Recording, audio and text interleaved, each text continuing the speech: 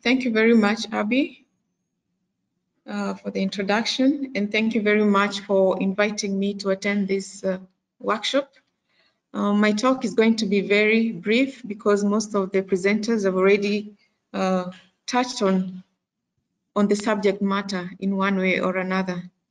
Because we are talking about marine spatial planning, and there's no way you can avoid the ecological interactions that we have in the marine environment.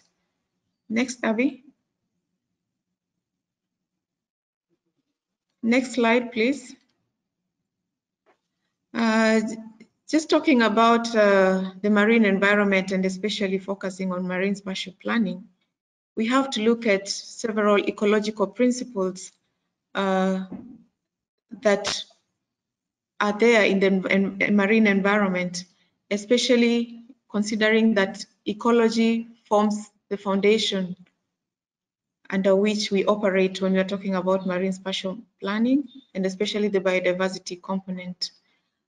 My talk is going to really focus on ecosystem-based marine spatial planning because there's a notion that functioning of ecosystems support multiple ocean uses. Because if the ecosystem is not functioning properly, therefore we'll not be able to derive the ecosystem goods and services that we intend to sustainably use for social economic development. Therefore, our planning processes should include all the ecological guiding principles to ensure that those ecosystems are actually preserved and are providing the goods and services. So when we're looking at MSP, the ecological principles should be carefully considered along the social, economic, and governance principles, because MSP has these different pillars looking at the social aspect, the economic aspect, and the governance, but we have to integrate ecological principles and look at them in parallel as complementary when we are discussing the social aspects. How does the ecology affect the social aspect? How does the ecology of the ecosystem affect the economic aspect? And how does governance influence the ecology of the ecosystem? And therefore, the ultimate goal of ecological considerations during MSP process is to ensure that we distribute our human uses in the ocean, and that is the basis of MSP, in a way that allows for existing and emerging cultural, recreational, commercial, and industrial uses while supporting healthy ecosystems. So the emphasis here is how do we ensure that our ecosystem is healthy so that we're able to derive the tourism benefits, we are able to derive the food security benefits. So these provisioning services have to be safeguarded when we are doing our MSP process, and therefore ecological integrity is very key. Next, Abby.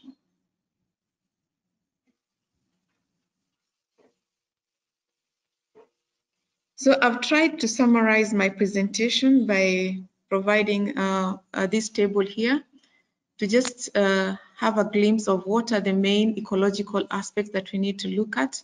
How are those features important? And what ecosystem functions are they supporting?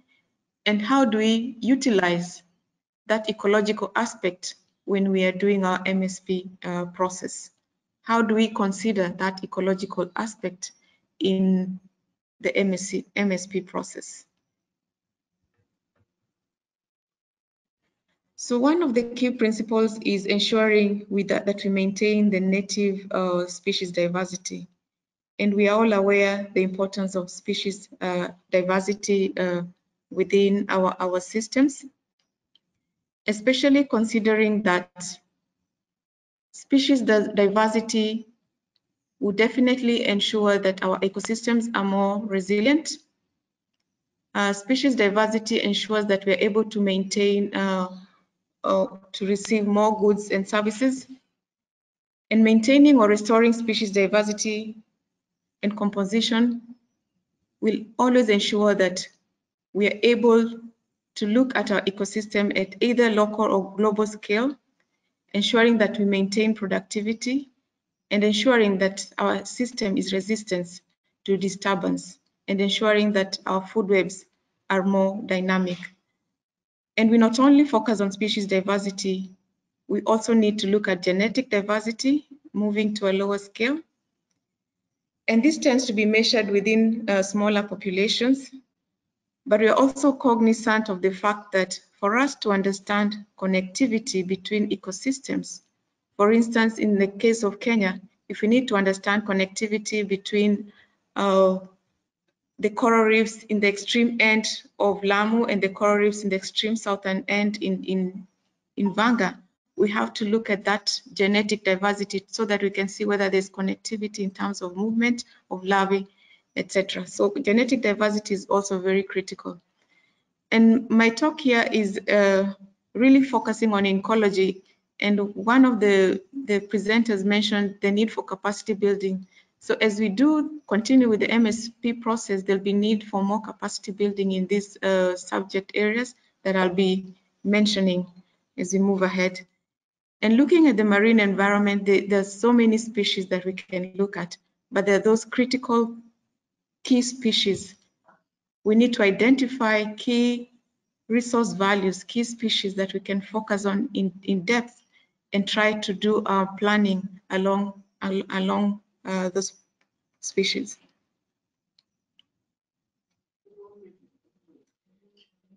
So the ecosystem functions that are supported by species diversity is really productivity. We ensure there's high production, high resilience, and of course, food web stability.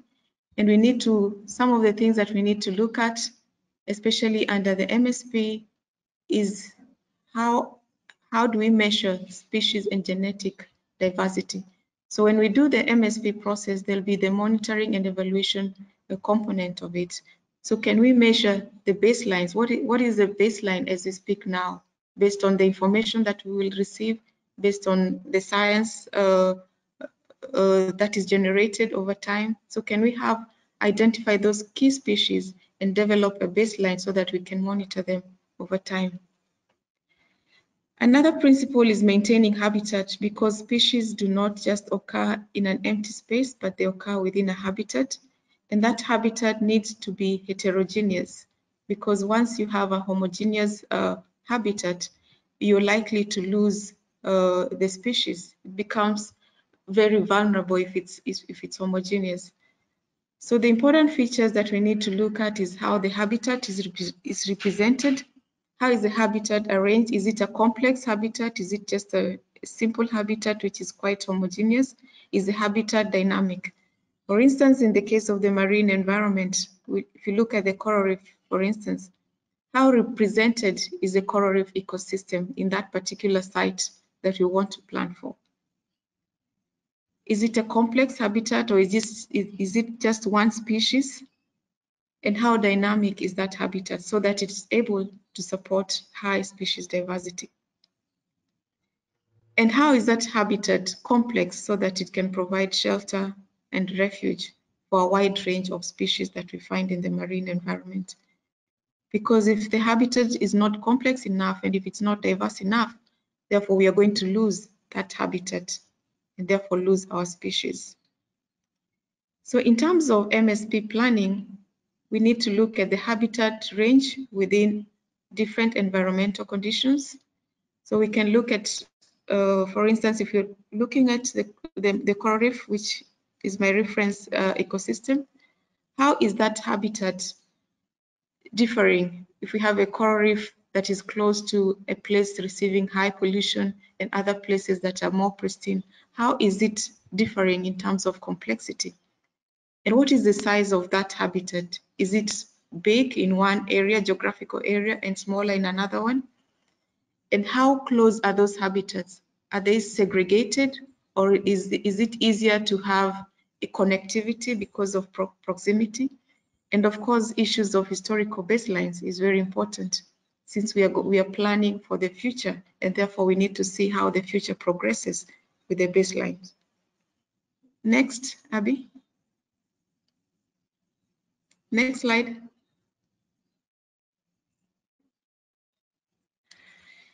The other consideration is population of key species. We cannot look at all the species because there are thousands of species in our environment, but we need to identify as a country or as a region, what are the keystone species that we can use to define our system, whether our system is healthy or whether our system is degenerating. So we have to work together with partners and identify those critical species that we look at, and look at the prey and look at the predators, because prey-predator relationships is very important in maintaining species populations. So again, within those key species, if we identify a particular species, maybe the dolphin or the sea turtle, we need to look at the species diversity of that particular species. We need to see how that particular species supports the food web stability, resilience, and how that species facilitates ecosystem engineering. Because if you lose these ecosystem functions, we will not be able to maintain that particular key species. So there's a back and forth interaction in this table. And in terms of MSP, if we identify, again, the sea turtle as our keystone species, we need to look at the age structure.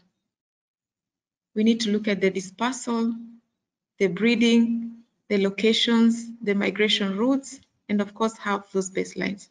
So capacity building is very important in terms of the staff will be able to monitor these issues over time for this particular key species, because most of the marine scientists tend to be very specialized on one aspect. So are we able to have a capacity building program to ensure that after we identify the key species, we're able to monitor them over time? Something else that we need to look at is maintaining connectivity. Again, as I mentioned earlier, ecosystem connectivity is very important to ensure that species survive within the marine environment. And the main issues we need to look at is the population of the species and how does it persist within one area, and is it able to persist in another area, so that we are very sure that if we conserve our environment, there's possibility for that connectivity within the populations. And the importance of connectivity within a population really is to ensure that there's species diversity, and then there's the population and community dynamics, because species are able to move from one area to another one and develop other communities within those areas. And in terms of MSP, we need to look at the scale of ecosystem, dispersal distance, from the north, for instance, to the south. Are the larvae of coral reefs able to move from the north to the south? Is there that connectivity? How is the oceanographic features? Are there currents that are able to disperse these larvae within that geographical scope? And this connectivity is very important because as we do the marine spatial planning, there's the aspect of defining the geographical scope. And that geographical scope is very critical because we'll try to look at the critical corridors within that geographical scope. And those corridors are because of that connectivity within the ecosystem that we look at. Next. Next, Abby. So just to summarize those 4 critical principles, ecological principles, I would like just to have a brief summary of how then do we integrate those ecological principles into the MSP process. Because anytime you have a planning process, especially in our case, we need to have an ecosystem-based MSP process that ensures that we have healthy ecosystems, delivering ecosystem goods and services, and ensuring the sustainable use of those ecosystem goods and services for sustainable development. So the ecosystem-based approach, as mentioned earlier by our presenter, is something that we can consider. And as we do an MSP process, there are those 4 pillars that we have to look at, as mentioned: the ecological pillar, the economic pillar, the governance pillar, and the social pillar. And my talk here was really to look at the ecological pillar. And the ecological pillar, I've just as I've summarized, we need to look at the connectivity of the system, connectivity of the species within the system, how diverse is the system, so habitat diversity has to be measured, what are the key species, and how diverse are the species. So we have species diversity and habitat diversity, connectivity, and keystone species. And then in terms of the planning goals, because once you get those ecological aspects, you need to do your planning. So how do you look at a particular species that you've identified as your keystone species? How do you look at how complementary is it within that space? If we develop objectives around conflict reduction, because use of resources normally, when there's excessive use of resources, is potential conflict.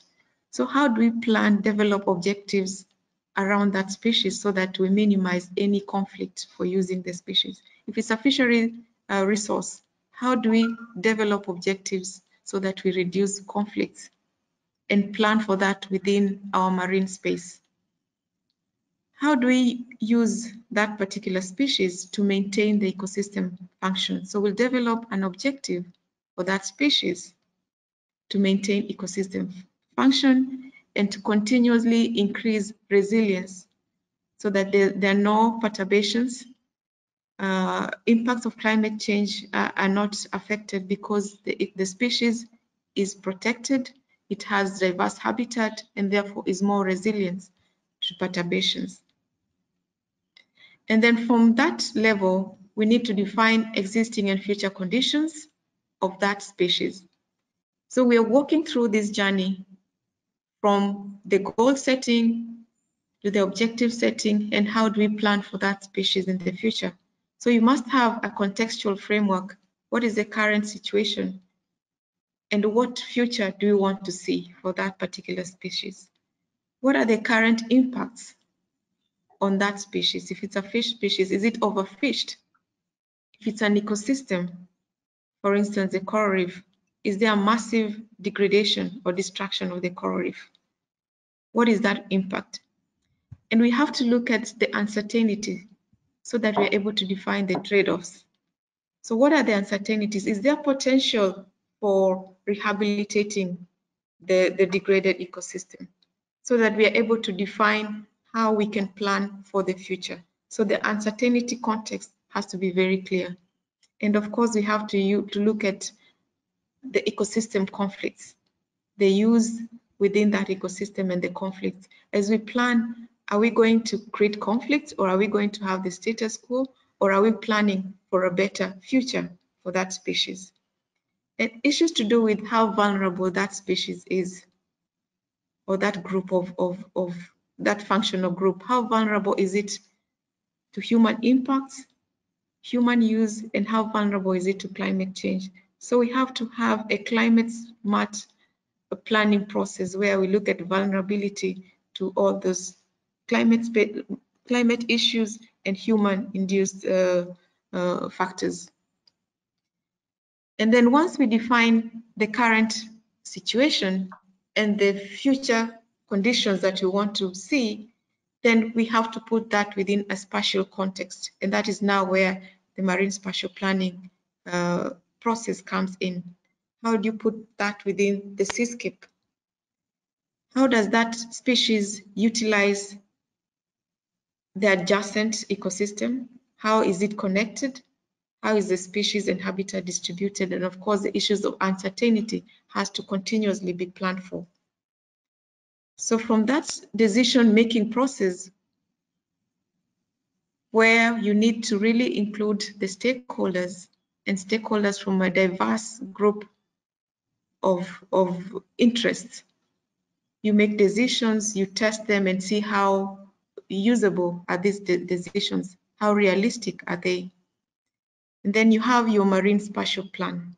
So after that long journey, you have your marine spatial plan and you have your implementation stage, and then you have your monitoring and evaluation stage, going back again to our ecological indicators that we shall have developed during the objectives, and goal setting stage. So are we able to have capacity to monitor those ecological indicators for the key species that we identified, for the habitats that we identified, and also look at how they respond to the variables that we are testing? And one important thing that we need to consider is the issue of adaptive management. We should always think of how can we adapt when things are not working properly. If we have measured our ecological indicators and they're not taking us towards our envisioned future, which definitely should be a good future, we need to change, or we need to look backwards and see whether our objectives are okay, whether our context was okay. So it's very flexible at the end.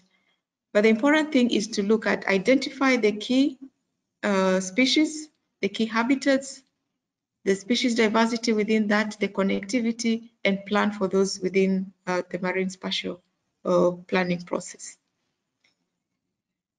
Next.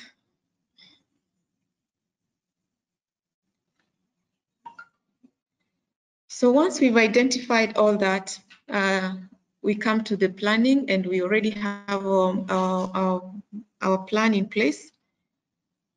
The aspect of boundary planning, because we need to have a geographical scope within which we are operating, and we need to look at the connectivity within that geographical scope.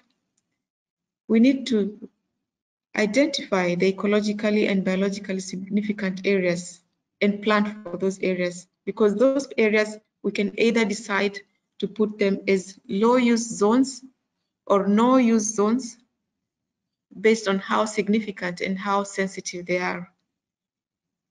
And the systems that we identify should be representative of all the ecosystems that we have. So the system that we identify to plan for in details should have a mangrove ecosystem, should have a coral reef ecosystem, should have a seagrass, a sandy beach, the key ecosystems that we'll identify, so that we're not able to, we do not lose these ecosystems in case things do not work properly. So these ecological programs have been applied largely within Kenya Wildlife Service in developing protected area management plans that we use to manage our marine protected areas. And I believe that these ecological considerations can also be taken into consideration when we're doing our MSP process. I think that brings me to the end of my presentation. Thank you for listening.